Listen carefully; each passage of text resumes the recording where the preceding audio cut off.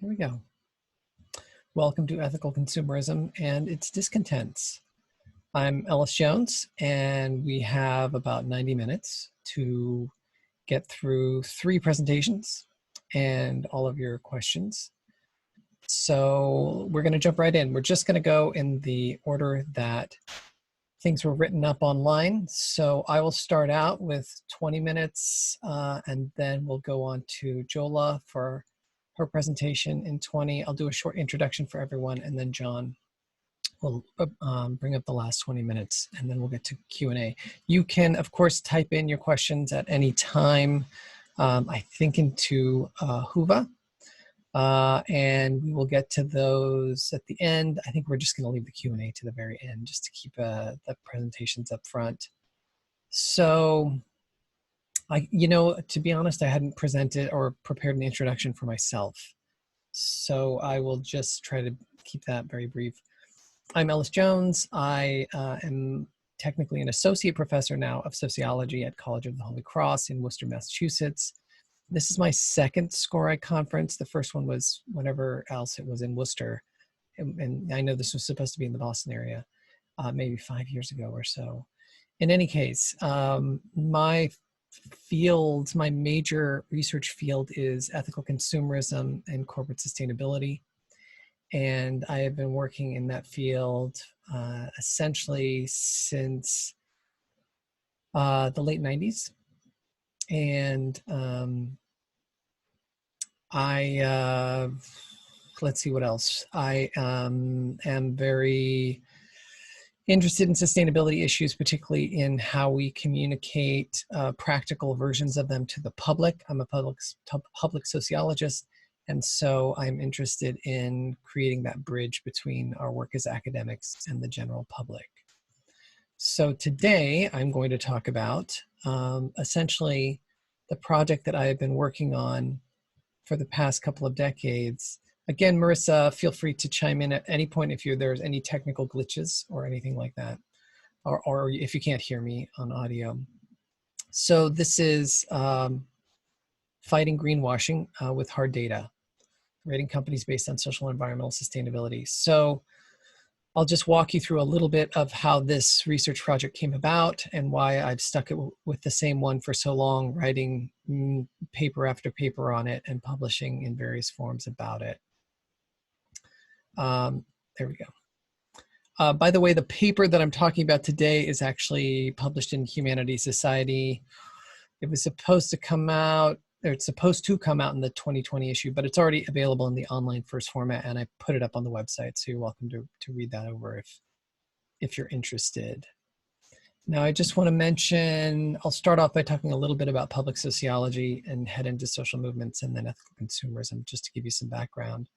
So as a public sociologist, I draw back on Michael Burawoy's 2004 American Sociological Association address, in which he talks about the need to promote and inform the public, really about the whole range of social and environmental issues that we're facing, and that this set of public scholars is a much needed set of scholars, that, we all are trained essentially to be what he would call professional scholars. And yet the world really needs a wider range of public scholars. So that allowed me to kind of give some legitimacy to the path I was following. And it allowed me to kind of both publish in traditional journals and then textbooks, and then, do all of that, but also communicate to the public. So my main contribution to the public has been in these 2 projects. One, which I did when I was a PhD student at UC Boulder, called the Better World Handbook. It was a book, a public press book, in which my colleagues and I were trying to essentially catalog all of the ways in which we can, as individuals, contribute to the resolution for the wide range of social and environmental issues we face. And it was an attempt at some level to kind of democratize activism. It was sort of the activist book for non-activists. There's a 400-page treatise on, all the challenges we face, what we can do about it, etc. So published that. It sold fairly well, I think 25,000 copies. And then all of the email that I got back from that book was about 2 pages. Those 2 pages were on shopping. It's a 400-page book. And it really, you know, kind of stuck with me that everybody was concerned with shopping. And so I took those concerns seriously, and I started, you know, we had played with the idea in the book originally, this idea of rating companies based on their social and environmental responsibility so that you could go out and buy gas or ice cream or water or whatever you need and try to support better companies. Well, this idea took off, and now I'm working on the 7th edition, the 6th edition of the Better World Shopping Guide. This little shopping guide based on this project is now in print. It's sold almost 200,000 copies. And there's a website as well, Better World Shopper, and there's an app that people download for free, and, you know, and on and on. And this is talked around the country. They're now making a documentary of some kind. So this work is really inspired by my social movements background, in which I was both studying and in some small way participating in a few of these social movements. But when I was originally studying social movements, I, you know, saw connections between the labor movement and the civil rights movement and the feminist movement and human rights and the environmental movement and global justice and all of that. And I thought, well, you know, we need to connect these movements together to create a kind of more effective force so that we don't make progress in one area at the cost of progress in another.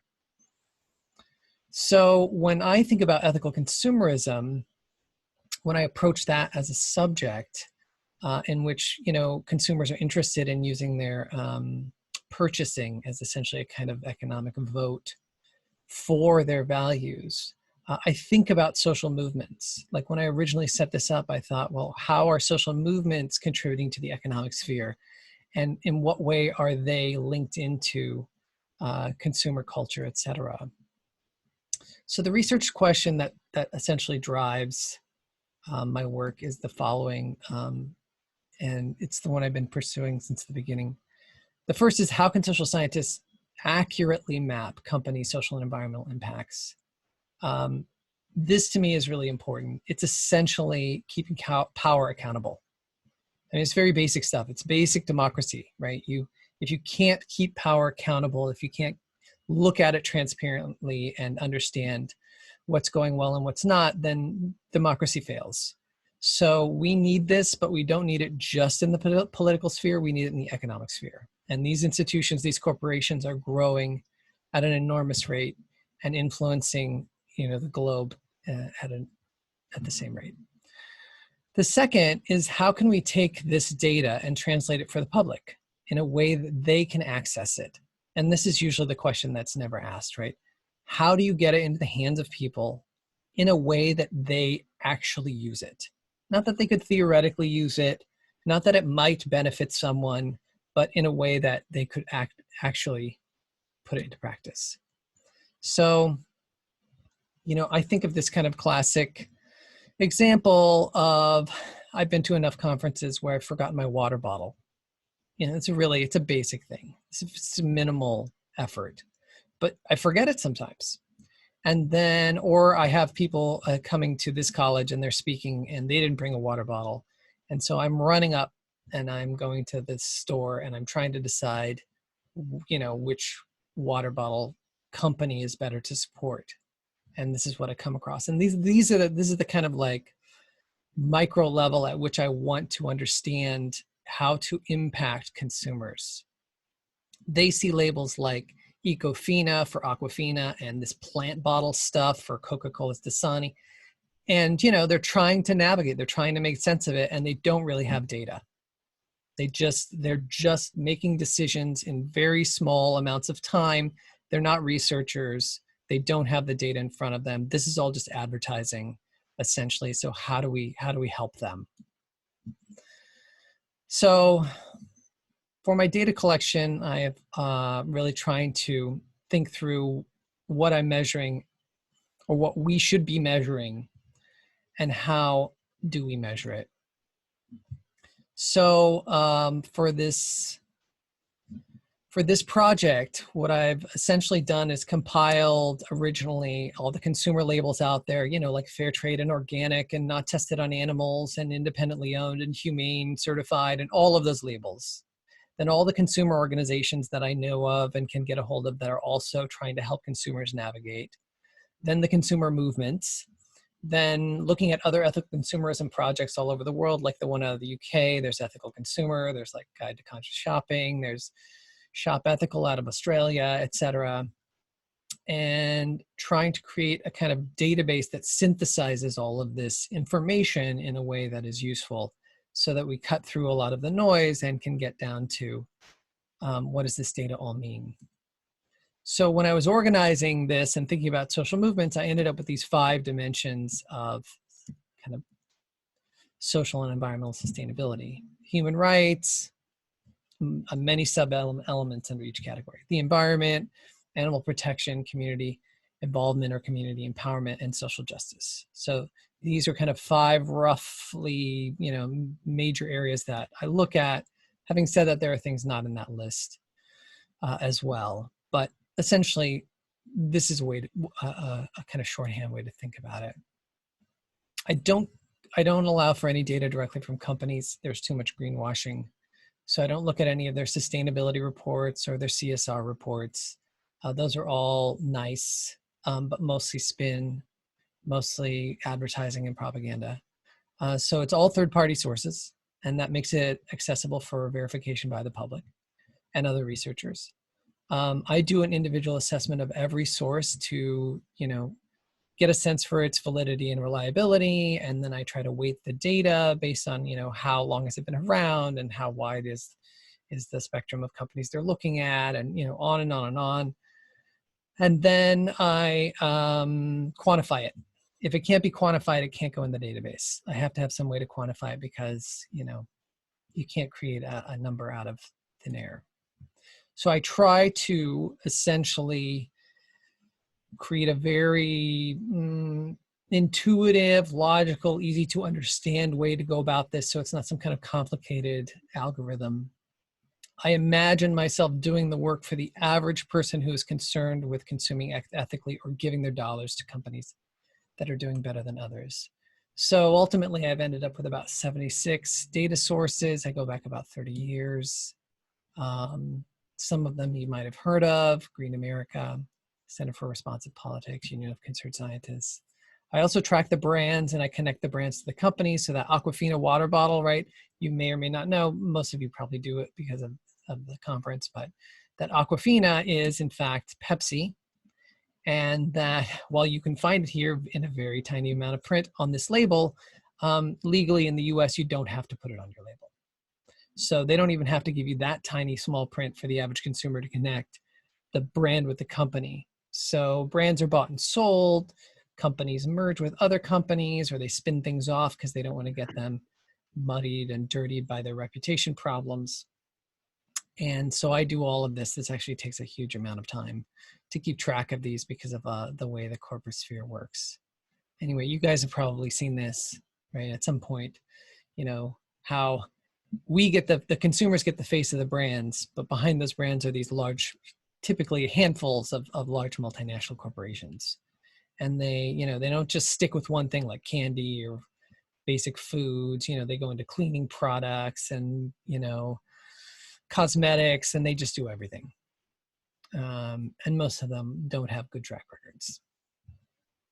So just over 2,200 companies, 76 sources of data, and then I create essentially report cards for companies.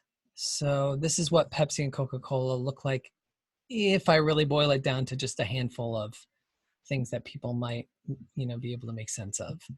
There's more in the database, but this is what they look like side by side. Most people think Pepsi and Coke, they're equivalent, they're the same thing, companies are the same, no difference.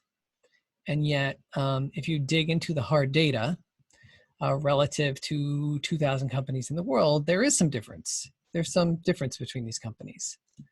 And so when I run it through my database, what I end up with is a scoring system essentially from positive to negative 50, with 0 being the midpoint.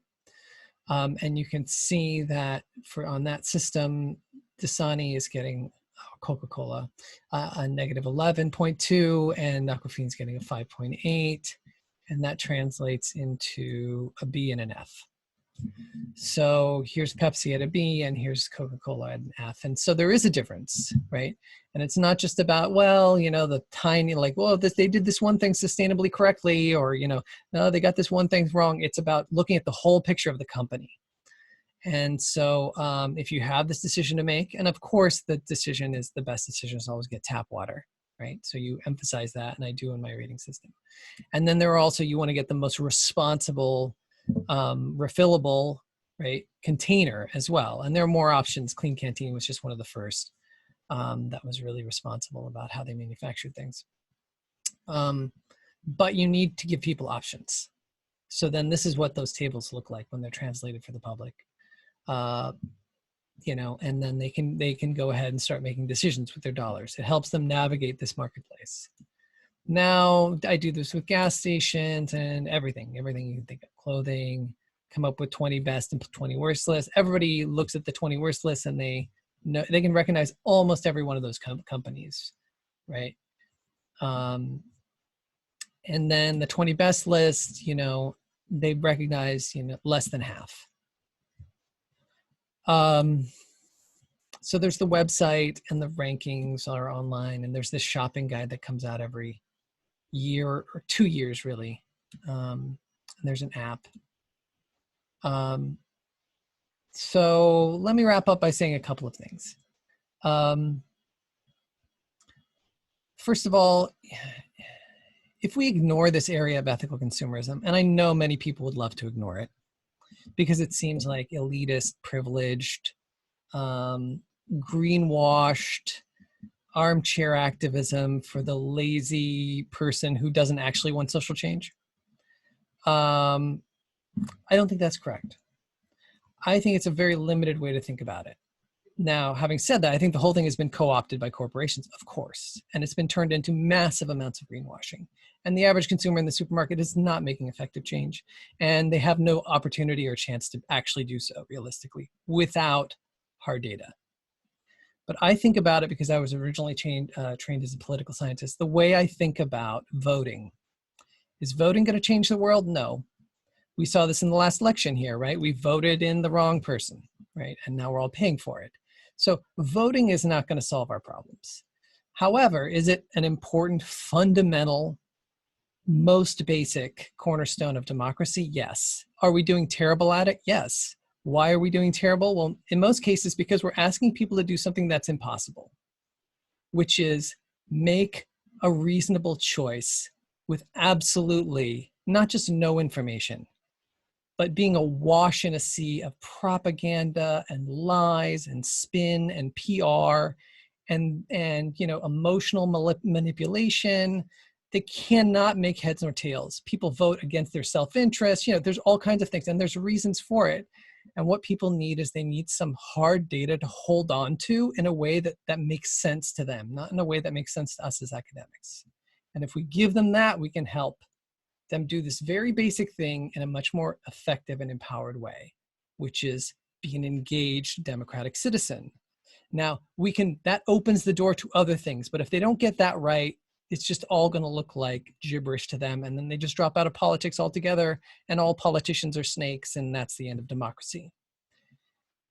Now, having said that, the same thing is happening in the economic sphere, but nobody's taking responsibility for it because everybody recognizes that there's problems with the democracy in the political sphere. Not that they're doing anything about it, but at least they recognize it.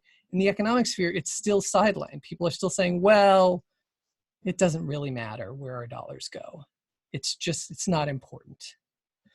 And it's, you know, the data is like 70% of this economy, in the US economy, and in many other countries it's very similar, is driven by consumers.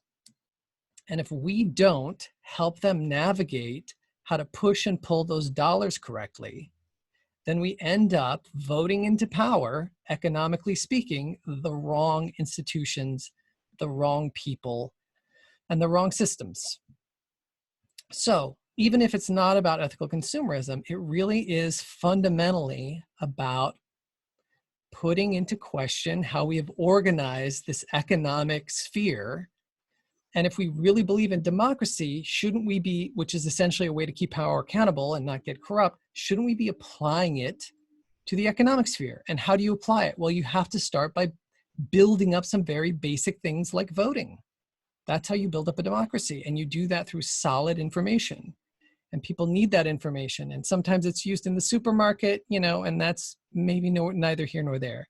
Sometimes it's used at a higher investing level, or retirement funds, or maybe university endowments, or maybe it's used for business-to-business transactions so that nonprofits know what businesses to connect with, or businesses that are responsible know what other businesses to connect with. If we can't create a system that keeps that power accountable, it will just essentially play the whole system against us, and it will never be held accountable. So for me, building the system is more than just talking about, you know, what kind of yogurt people should buy, and if it's organic or if it's fair trade, or, you know, that's neither here nor there. But I think it really is wrong-headed to throw out the project of ethical consumerism with just that. I think it's important to see it as an opening to beginning to talk about, what does democracy look like in the political sphere? How do we have those conversations with everyday individuals in a way that they can hear it, so that we are not, you know, just talking to ourselves and being ineffective? And I think I've gone over time. So I will cede the room and the screen to Jola. I think you are up next. And I am just going to read a little bit of, did I correctly cede the screen? Are we back to normal? I'm just going to introduce Jola here for a second. So Jola is an assistant professor in the Department of Consumption Research at the University of Economics in, I don't know if I'm pronouncing this correctly, Katowice, Poland. Katowice, Poland. Yes. In 2006, she got her PhD in economics at the university, and last year, 2019, received a scientific degree in economics habilitation. Her research interests focuses on topics of sustainable consumption, sustainable consumer behavior, anti-consumption or non-consumption, voluntary simplicity, common consumption, consumer rights, and awareness. In 2018, she published the monograph devoted, or a monograph devoted to these topics, and is also an experienced university teacher. She teaches Polish and foreign students, and provides the courses that she teaches in both Polish and English. And so I will let Jola take it from there.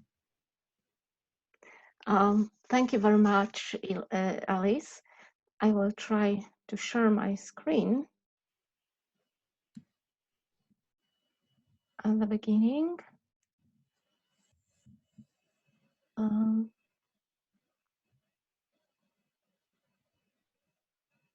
Can you see the presentation? Yeah, but it's showing the double slides again. Okay.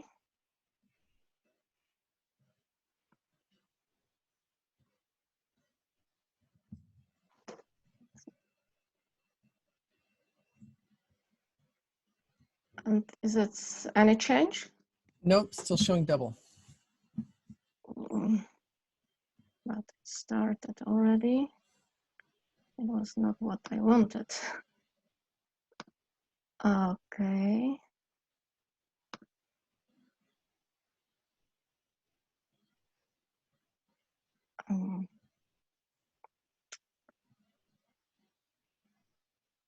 So I will try like that. Perfect. I hope it's okay now. Looks great. So I'm afraid I lost my animations, but anyway, it should work. Thank you very much, Alice, for introducing me.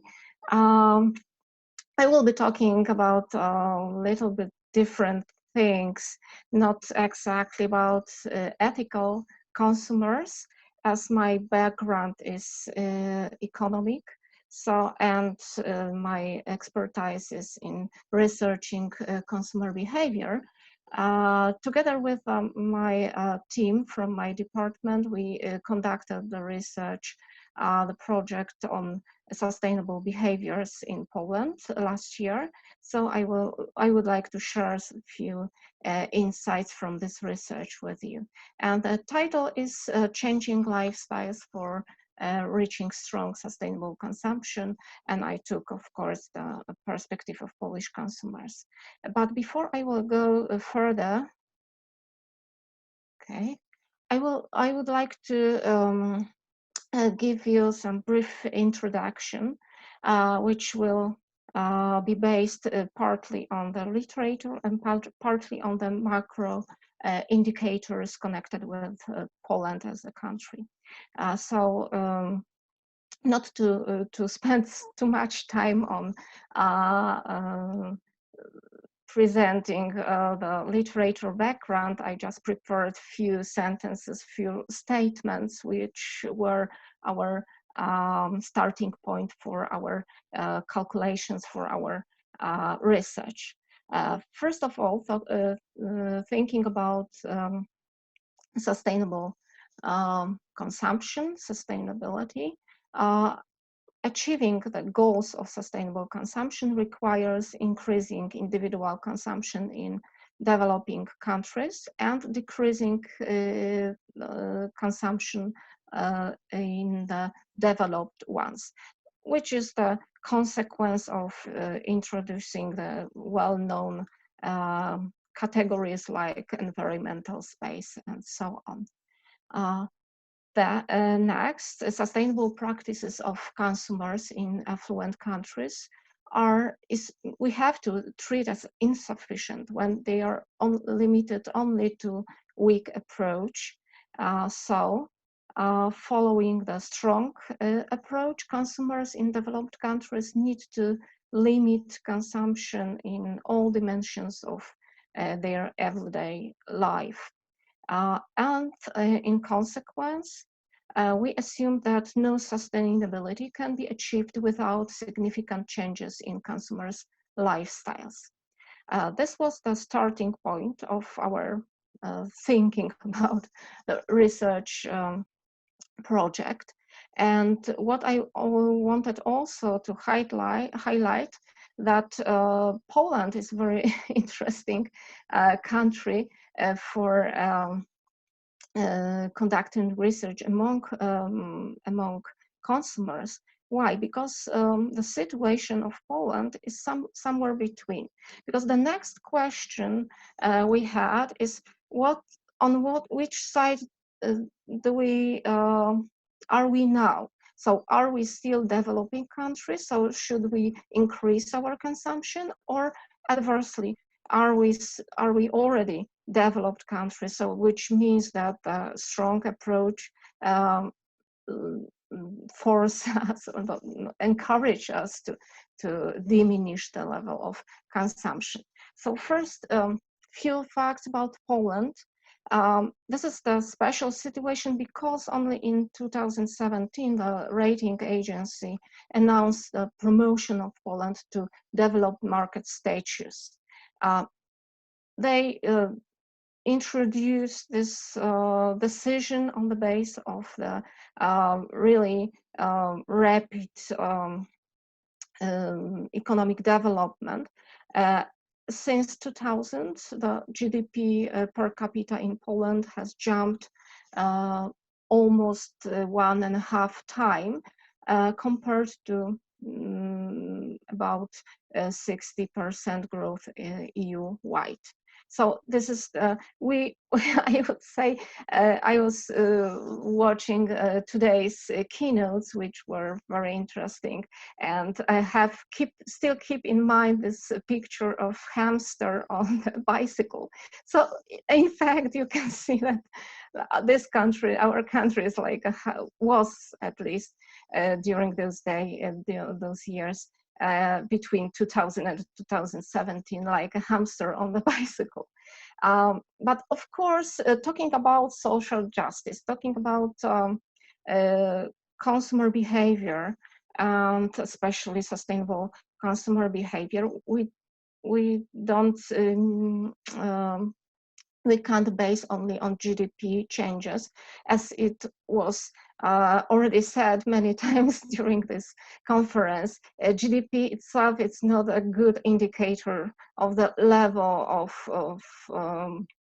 development. Probably it's not the only indicator, and in case of well-being, as we can understand it now, especially subjective well-being, it doesn't matter, I would say, for just the regular, just for the people who are living in the country.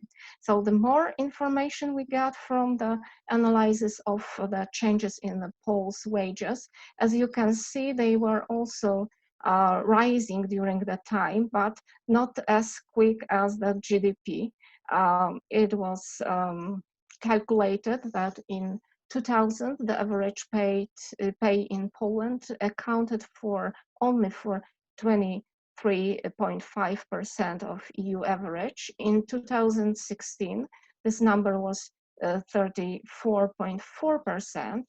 And as is predicted by economists, it will take us nearly 59 years to earn as much as the average of the European Union inhabitants.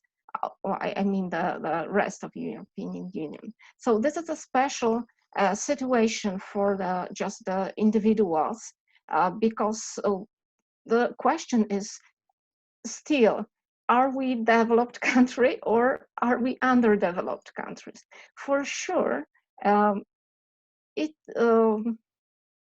diminishing consumption or making more reasonable, responsible choices needs also the good psychological background. So the state of mind of the people who are taking decisions on the market is also very important, not only the data which comes from the statistics. In Poland, we have the situation that for years of consumption limitations during the communist time, we created a strong need for compensation, and we still want to catch up with the West. So many Polish consumers still keep perceiving them as poor, to see increasing consumption as a socially justified. In consequence, the request for reducing consumption, which is one of the main rules within the strong approach to sustainability, especially if this request is comes from the representatives of affluent, rich societies, it might be treated as socially unfair. But anyway, we decided to check if Polish consumers really are ready to reduce their consumption. So if they are on this stage that they can feel as a part of global North and West economy, as we are, of course, the member of European Union. So we decided to we put a few goals of this paper and of our research. First, we wanted to know, to recognize people's attitudes towards strong sustainable consumption as a starting point. Then we wanted to know how this certain sustainable behaviors are perceived by consumers. We have chosen only few behaviors for our research. I will come back to them in a minute. And of course, we were also interested in finding the reasons which stop people from behaving sustainably. And to assess the frequency of chosen behaviors. As already it was Alexandra said during her presentation on Wednesday, there is a gap, of course, between attitudes and behaviors. So we expected that even if the level of attitudes will be, if the attitudes will be very positive, we can't expect the high frequency of behaviors. Okay. Talking about perception, I just want to mention, not to stay with that for a longer time, we just choose two well-known in the literature, two variables. It was perceived consumer effectiveness. It's just a matter if my behavior changes anything, if it is worth of the effort. And the second variable, which is connected with perception, perceived difficulty. So if the certain behavior is difficult or easy for consumers. We assumed three hypotheses. We expect that most of our respondents hold positive attitudes toward even strong sustainable consumption. Then we assume that consumers perceive researched behaviors as highly efficient, but also difficult, and a high cost and laziness we expected to be the most important barriers for behaving sustainably. Alexandra has already mentioned on Wednesday about the methodology of our research. So now I just only say that the sample, it was online survey conducted last year on the sample of 1,100 polls. Now about the behaviors under our consideration. As I already said, it was the common project. Several people were taking part in this, and we had only limited space in the questionnaire for our own individual questions. So we had to be very precise in asking, because it was not there was no possibility to put too much or too many questions there. So what we decided? We decided first to concentrate on durable products, so behaviors which are connected with usage and acquiring durable products.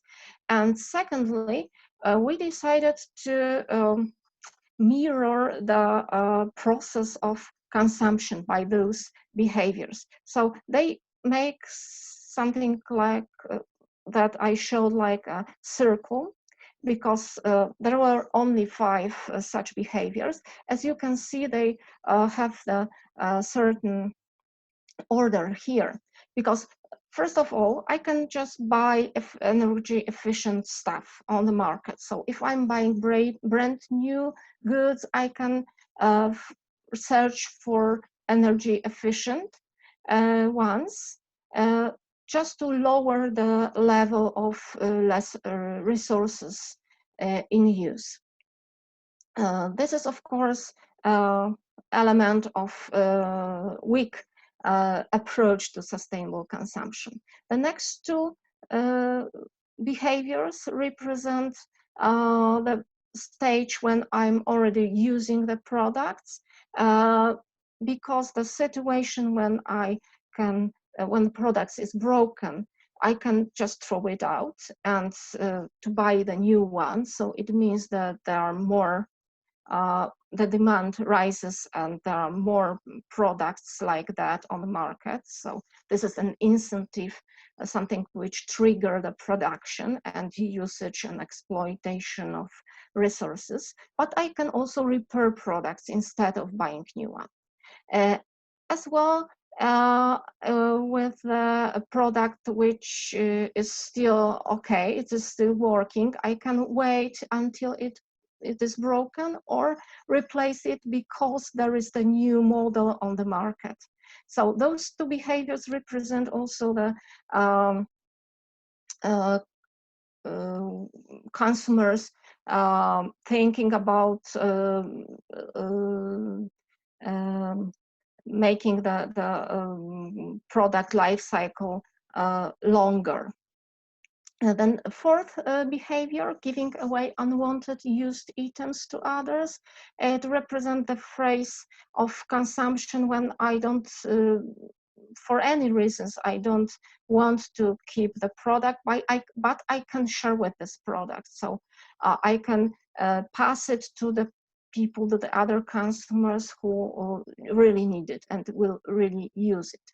And to close the loop, when I'm thinking again about buying new things, I can choose buying secondhand instead of new appliances. So it means all those 5 behaviors lead to diminishing the level of resources in use on the market generally.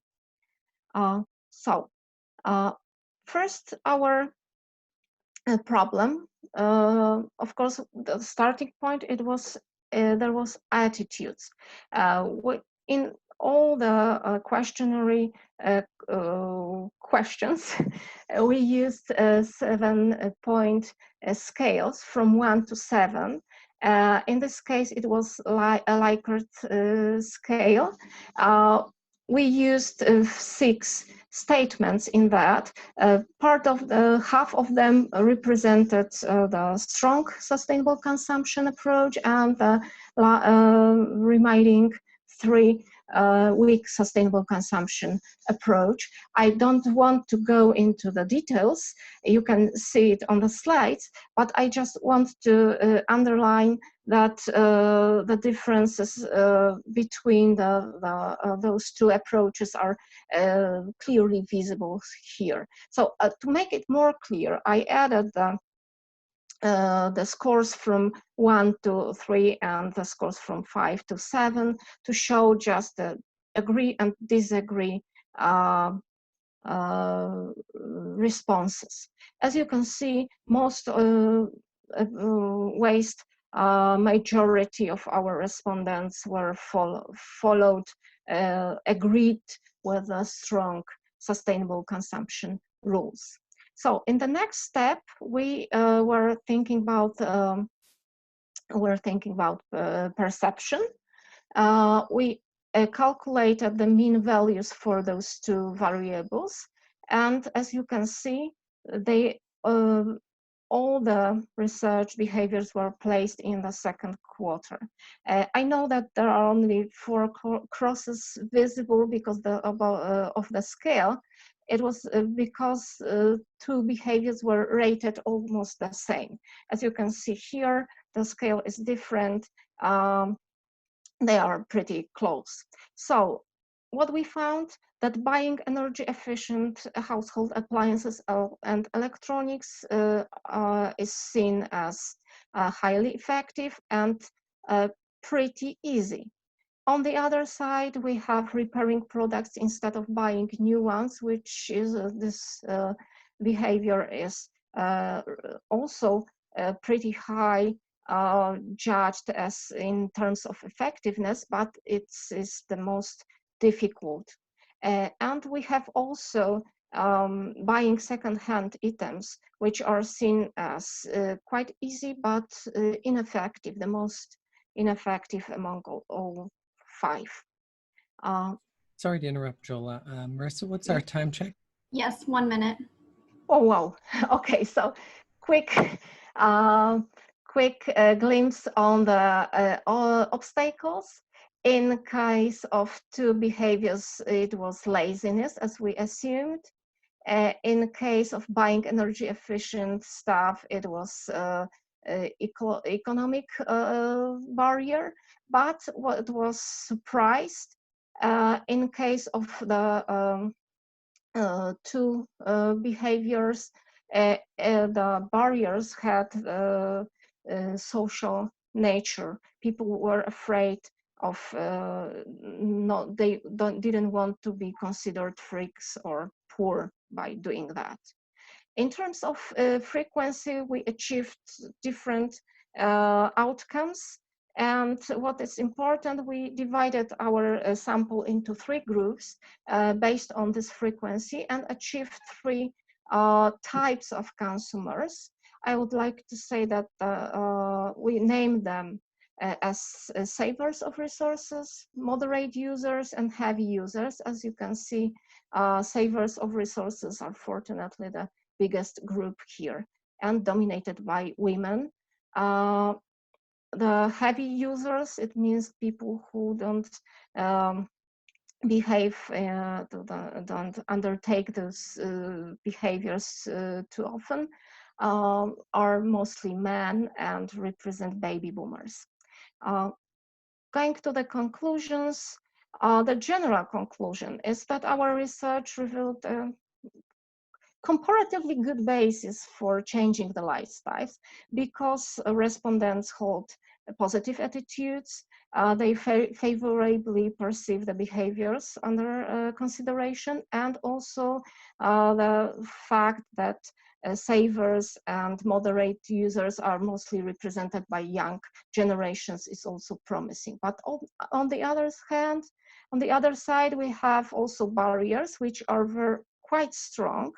Looking at the percentage, and they are not objective. They are connected with our mind and with the assessment of other people. So we assume that it's even more difficult to change such barriers.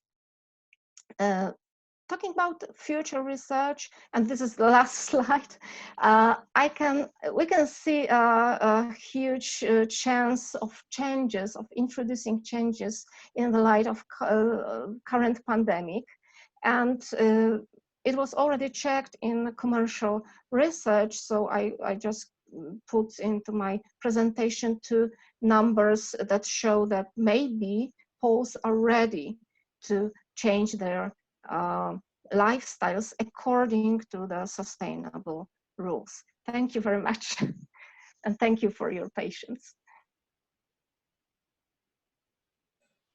Thanks, Jola. All right, let's see. If you can hand the screen off to John, then I will introduce him.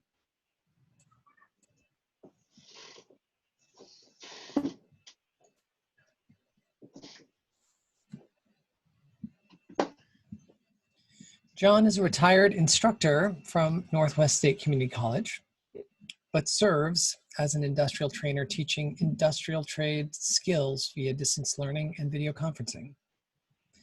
In 2005, he co-founded the Education for Sustainability Project at Northwest State and succeeded in raising issues involving institutional sustainability on 7 levels, including college business modeling and institutional relevance to its greater community.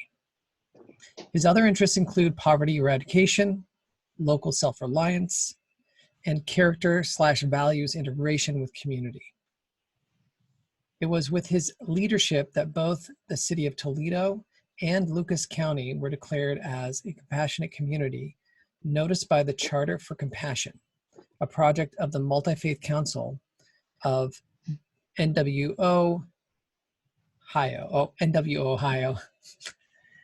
John also serves on other nonprofit organizations, including the Lucas County Impact Coalition for Poverty Eradication, the Multi-Faith Council of Northwest Ohio for Interfaith Affairs, Science Alliance for Valuing the Environment, and the Toledo Repair Cafe.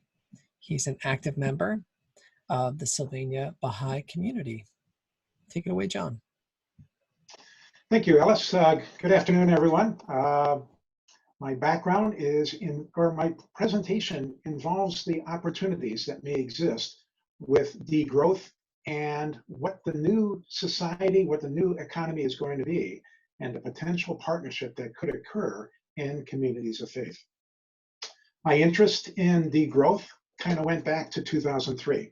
The president of the college that I was serving at asked me to do a formal report on what it would take to bring a wind turbine on campus and have the wind turbine produce the electrical energy that the campus needed in order to do their affairs of the facility.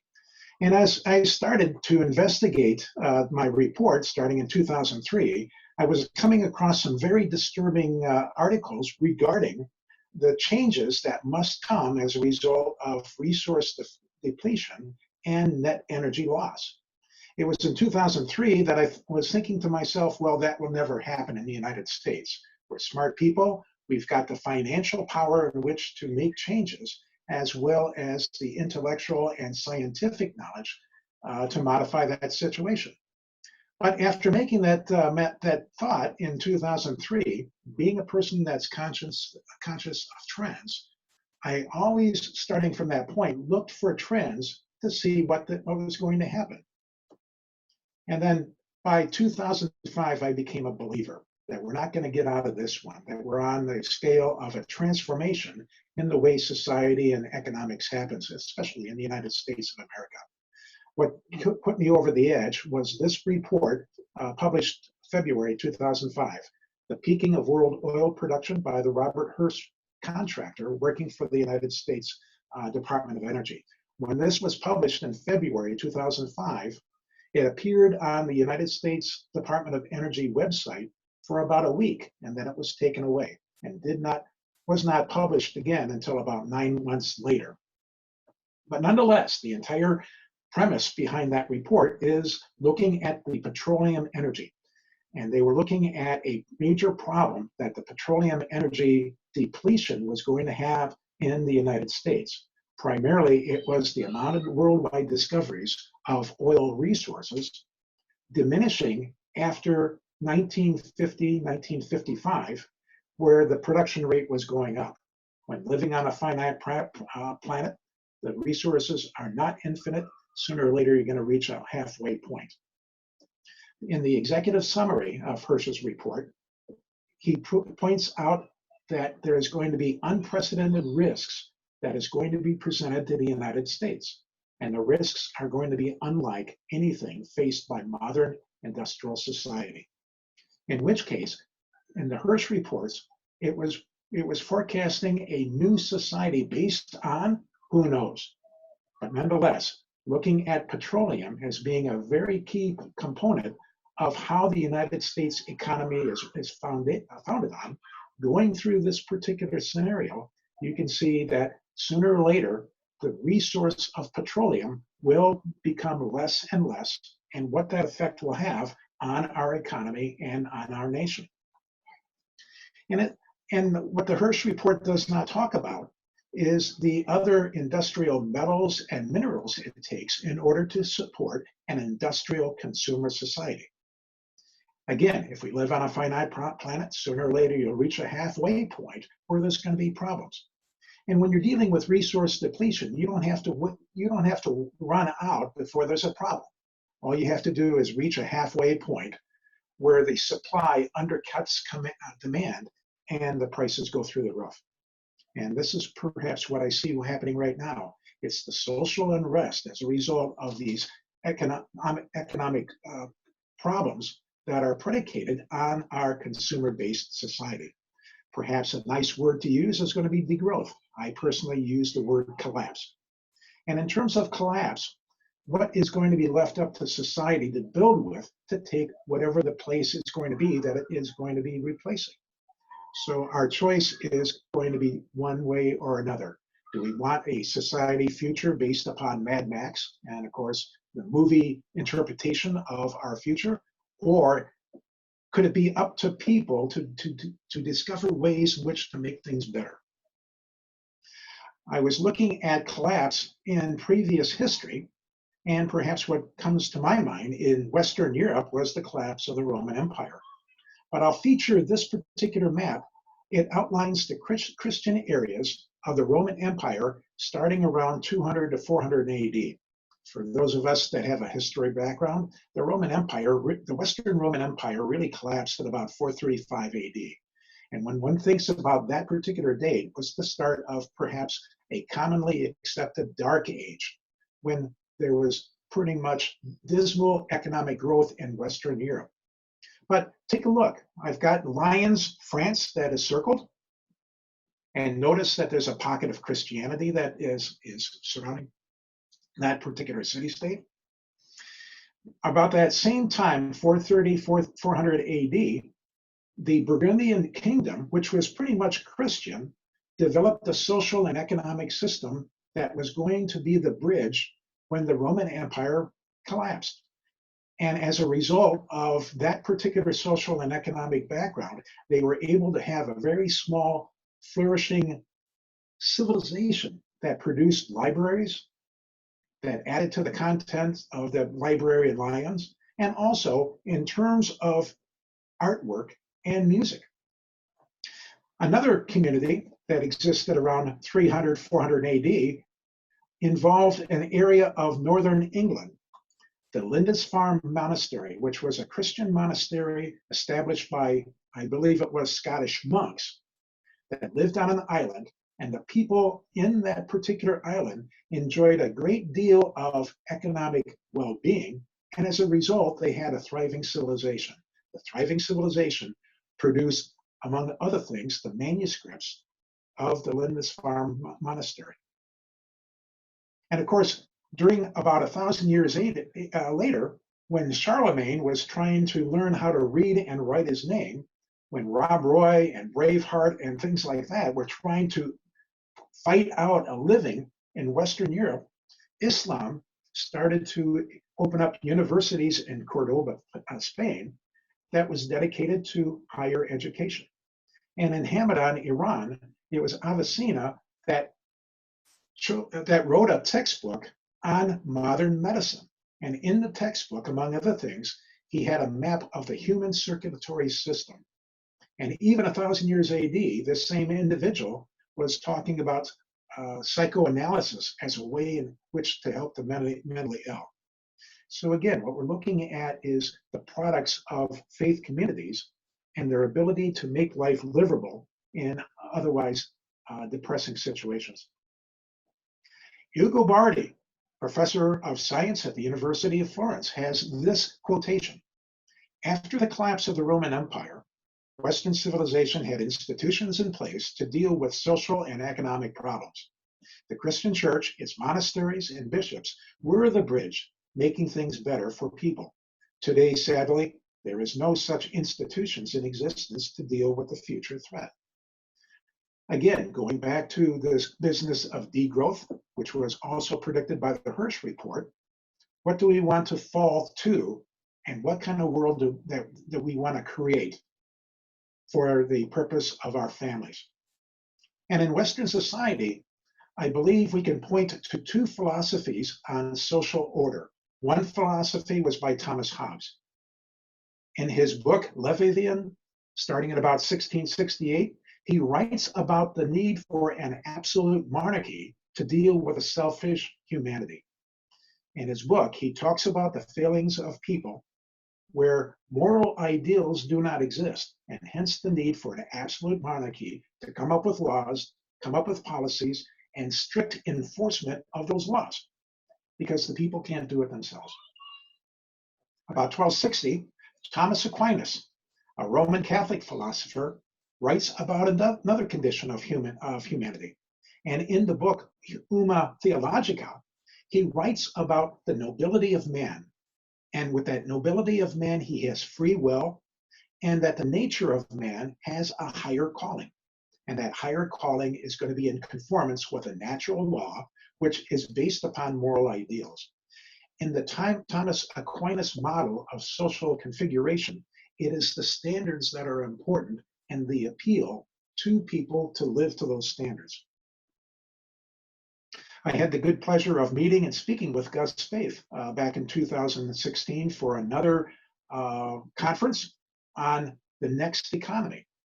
And here's this quotation: "I used to think the top environmental problems were biodiversity loss, ecosystem collapse, and climate change. I thought that 30 years of good science could address these problems. I was wrong.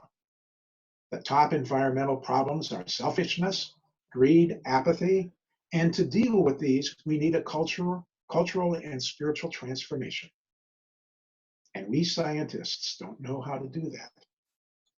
And hence the need, perhaps, to look at degrowth and a way in which to bridge to the next society and the next economy, but also include values. And values is not only what we live for, but what we are prepared to die for and which to keep. So what do we have to start with? And this is a result of a survey in 2015 originated by Grinnell College in Brooklyn, Iowa. They put out a questionnaire to Americans asking, what is the American identity? And take a look at the results. 90% said that they believed in treating people equally. 80% believed that it was important to take individual and personal responsibility for one's action. 81% said that they were accepting of people of other races. And 78% responded that they were acceptable to people of other religious backgrounds. In this particular survey, this is what they found out of who the true American is. And along with that same report, they looked at the attitudes towards immigrants and whether the immigrants were coming from Africa, the Middle East, Canada, Mexico. They were able to quantify results from a survey regarding how acceptance would the population be for these people coming in. And when you're looking at Africa, 59% of those responded decided that keep the immigrants the same amount coming in this country. And 14% said, well, maybe we should increase that. So again, whether we're looking at African, Middle East, Canadian, or Mexican, you can see that the general attitude of the normal American is not what is being presented selfishly on public media. So there's an opportunity here. Rather than think in terms of what other people may do, we can start to look at what can we do as individuals or as community members in order to try to make things better. And again, how important it is to link in with communities of faith, to go in partnership with these trends. We in Northwestern Ohio had linked in with the Multi-Faith Council of Northwestern Ohio. And as a result of that creation, the first thing that was established was the recognition that Toledo was a community of compassion. And the community of compassion was recognized by the Charter of Compassion, the international event. It was so successful that not only the city of Toledo signed into it, but it was also the first time that the Charter of Compassion recognized Lucas County as also being a county of compassion. Once that was established, then the different faith communities started to come together under this umbrella to make the community better. And like anything in trying to make things, change things for some sort of a benefit, there are 4 areas of approach. You can look at the individual transformation, the community transformation. You can look at the exploitation. In other words, if there are laws or policies that are being broken, that needs to be addressed in exploitation, and also policy and structures. The policy and structures look upon governmental and maybe national or international frame. But the idea here is, how do we add value into society by looking at these approaches? The Multi-Faith Council of Northwestern Ohio and its partnership, we're concentrating on these 3 areas, trying to make a difference. So part of that is to redefine what resources and what prosperity is. And commonly held resources were all about money. And it's the coins in your pocket. And realize with the coins in your pocket, you are able to determine what wealth is. It's either the coins in your pocket or something else that you can exchange for coins that is going to be the common definition of wealth. What communities of faith bring in is a redefinition of wealth and prosperity, what it means. And in the communities of faith in Northwest Ohio, we aligned with the Bridges Out of Poverty approach. The Bridges Out of Poverty approach defines poverty as the extent to which an individual goes without resources. And the Bridges Out of Poverty program identifies exactly what those resources are going to be. And they name 8 from a secular point of view: intellectual, vocational, physical health, mental health, spiritual health, family, social capital, and material, which includes money, but it also talks about housing stock, land holdings, etc. In other words, looking from a secular point of view, if you wanted to get somebody out of poverty or a community out of poverty, you address these 8 areas. The opportunity for communities of faith is where the faith community in their scriptures identifies more resources that could be combined with prosperity. So in yellow, you can see that here is the resources identified by the secular Bridges Out of Poverty program. Here's a way in which we can mash the ideals of faith communities with the established social science in which to make it better. And here is what was brought out: housing, mobility, your living system, your cultural experiences, your environment, your ability to communicate. So with prosperity, rather than limiting it to coins in your pocket, there are 19 resources that you can dwell into in order to increase the value of any locale. So sorry to interrupt, John. Marissa, can we get a time check? Okay. 3 minutes. I should have about 3 minutes. 1 minute. 3 minutes, okay.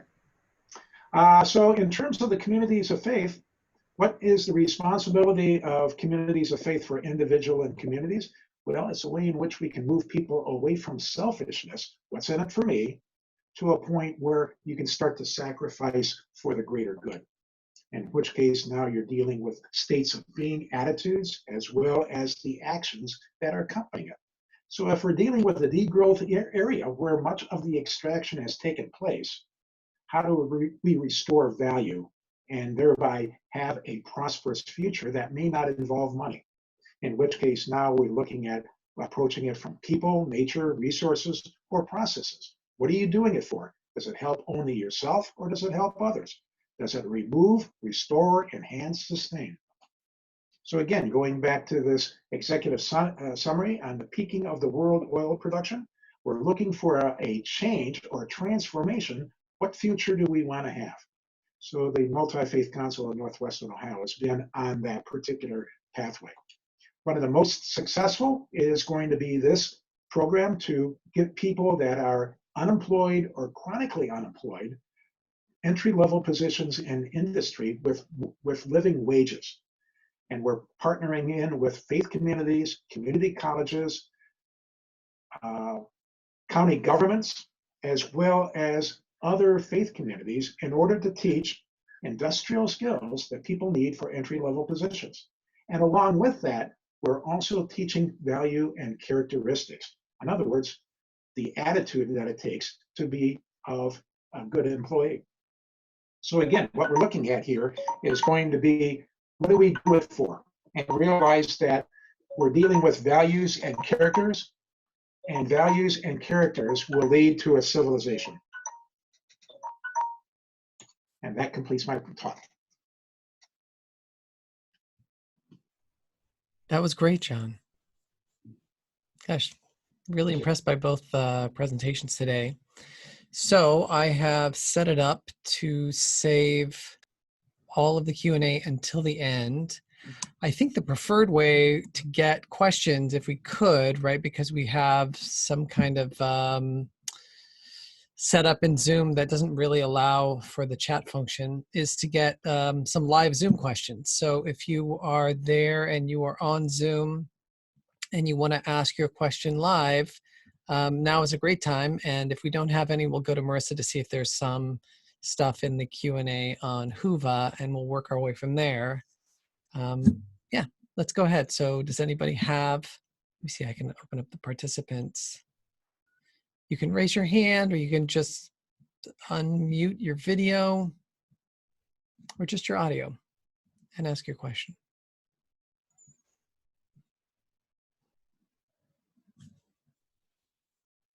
All right, well, we'll start by going to Marissa. What do you have for us, Marissa? All right, we have a specific question from Myra about this is for Jolanta, what laziness means in the study in practical terms. Does it mean lack of time, motivation, or convenience? Lazy. No, Oh, sorry. just laziness means just laziness, that I just don't want to do something because there were all other options which were connected with lack of time, and so all the options, I had no time to describe all the options, all the barriers for sure.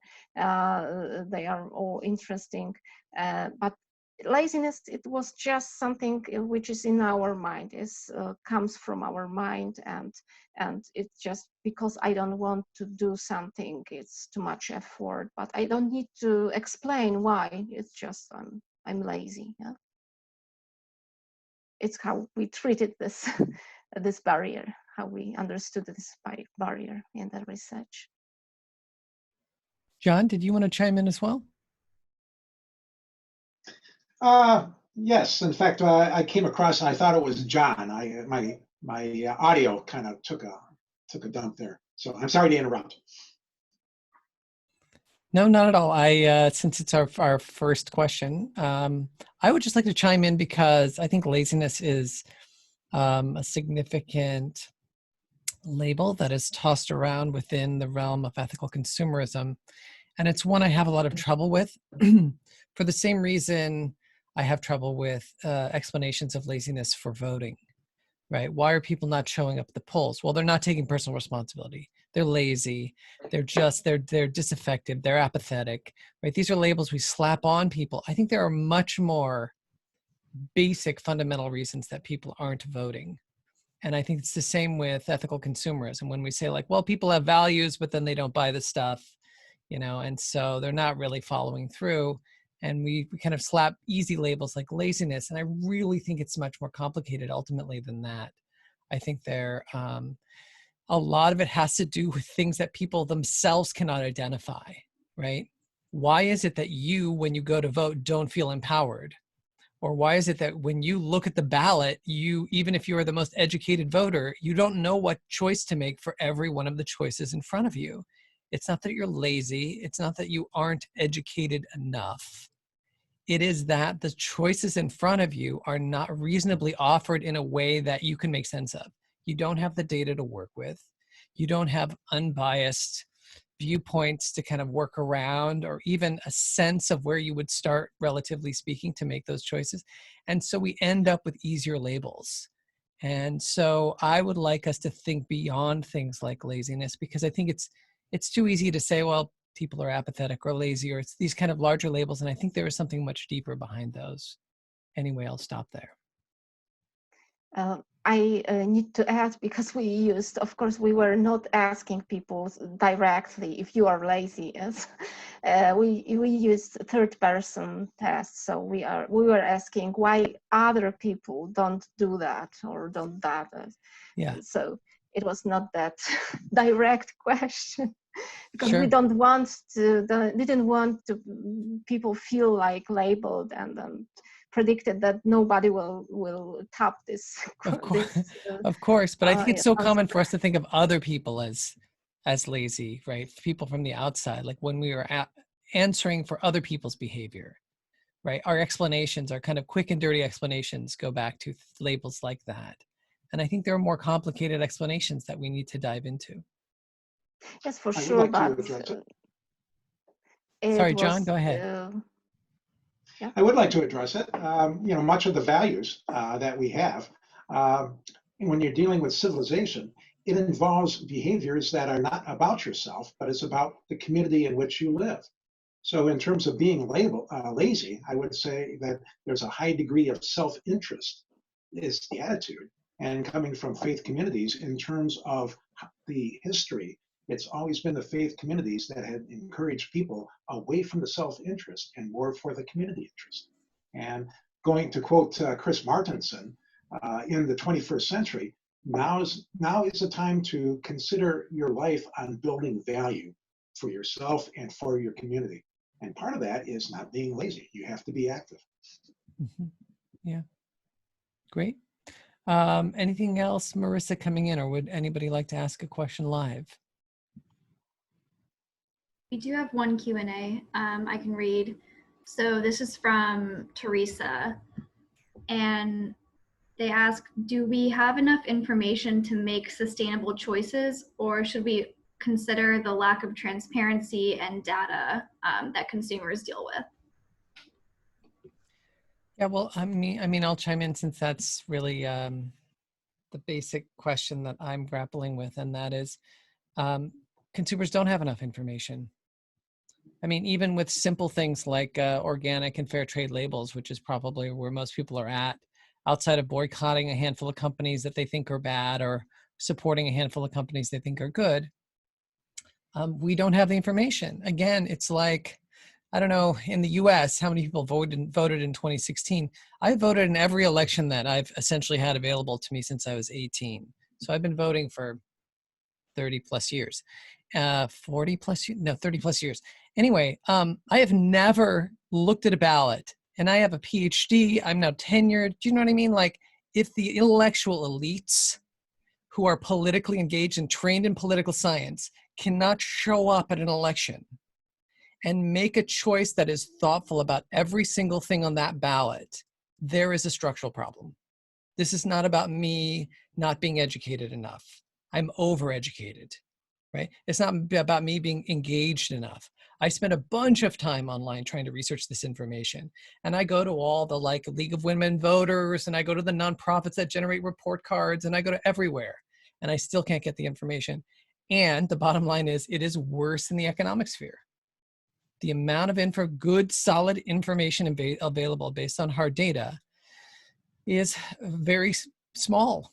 And when it is available, it is very sparse, and it is often not easily connected together. And so I think one of our major obligations is to create a pool of reliable, thoughtful data that actually allows people to enact their values in these different realms.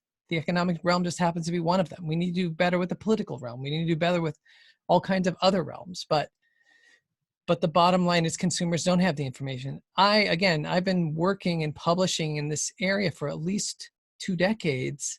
I have trouble going to the supermarket. I can't figure it out when I'm in the supermarket. This is my major area of research. I don't know anybody that knows more than me about this process, and I can't do it. If I can't do it, that's not my problem. That is a systemic problem. And so we need to do better. And I think as academics, we're called to do better, to create these things that are practical for people, to give them that information. And it's out there. It's not perfect, but we can work with it. Anybody else want to chime in on that one?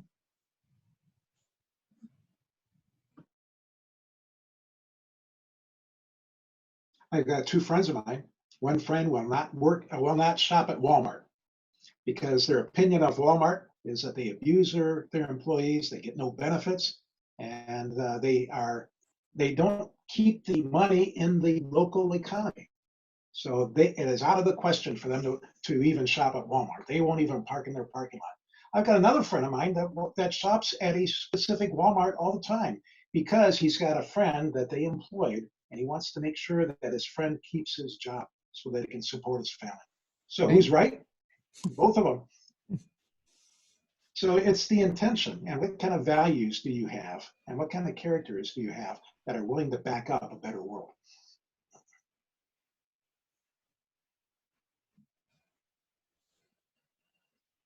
Good. Any other questions, Marissa? No, that is it from Huva. Got it. Any questions from Jola or John, or something you'd like to elaborate on more now that you've seen the other presentations?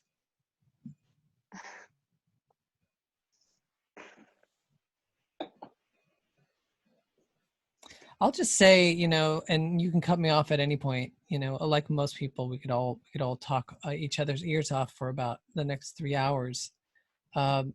But I'll just say that I've essentially started to pull back on my academic publishing.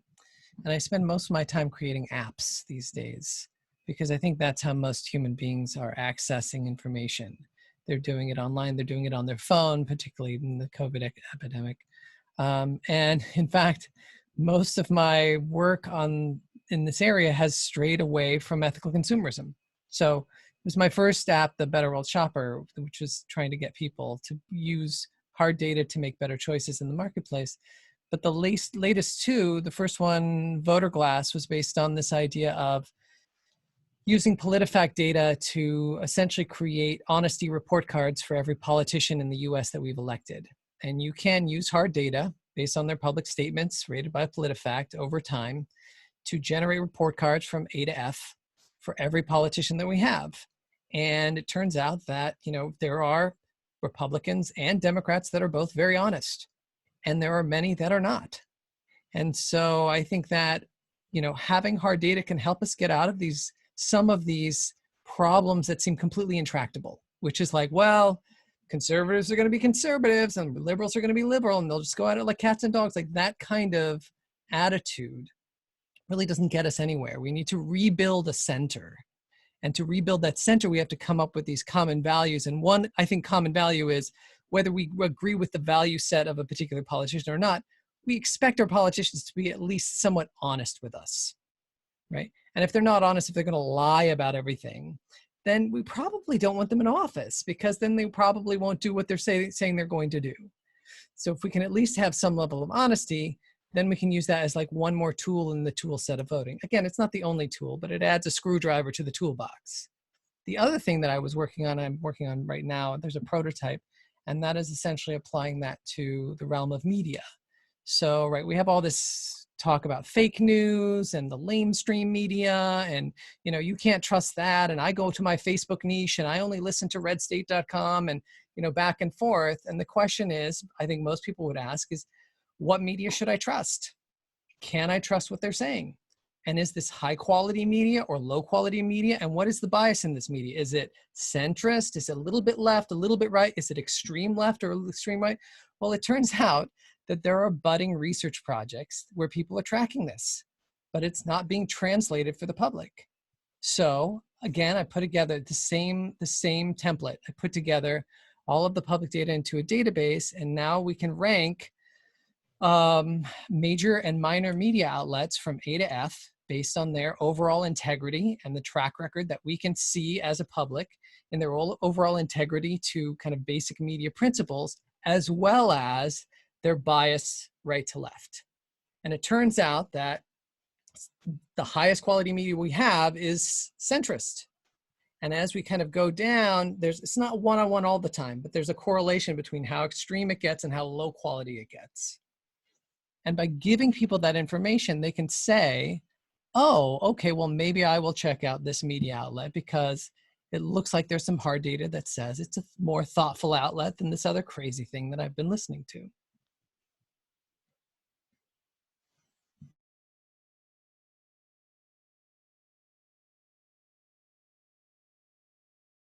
Alice, you're talking about, going out there and actually being change, but realize that if you are given the tools for change, that means somebody has trusted you and had enough confidence of you that it extended that resource.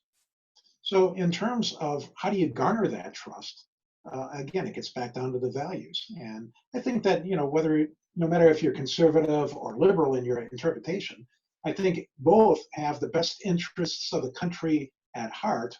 But the idea is, how do you garner the trust that people are willing to take a chance to try to experiment?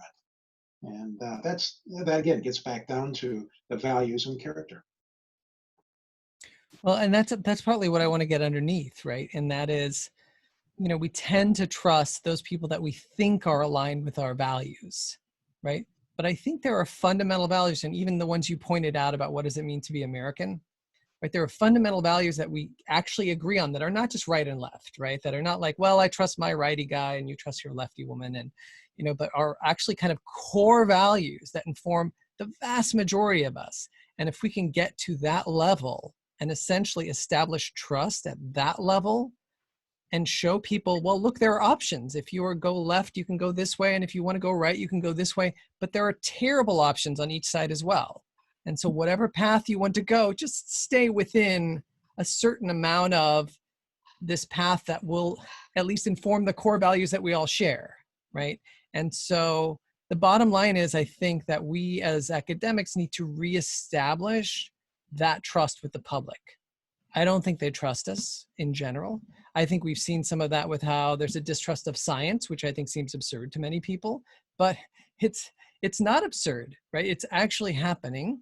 And I think it's because, in part, we as academics have failed to communicate effectively with the public. That they don't trust us because we don't talk to them. We talk to each other. And if we start talking to them and explaining in their terms and in their language in a way that they can understand why this makes sense and why we are ultimately trying to find things like truth and trying to uncover things like, what can bring us together and help us all move forward, then we can establish that trust. And then we can all actually go out and make a difference and do the stuff that we've wanted to do before, but we've sort of let that go. And so I think there's an enormous segment of people that are just like, I don't know, who knows, these academics, right? They're all doing their crazy stuff with their summer vacations and they're rolling in their money. And, they have all this, like these pictures of us, because you get pictures of people when you don't talk to each other.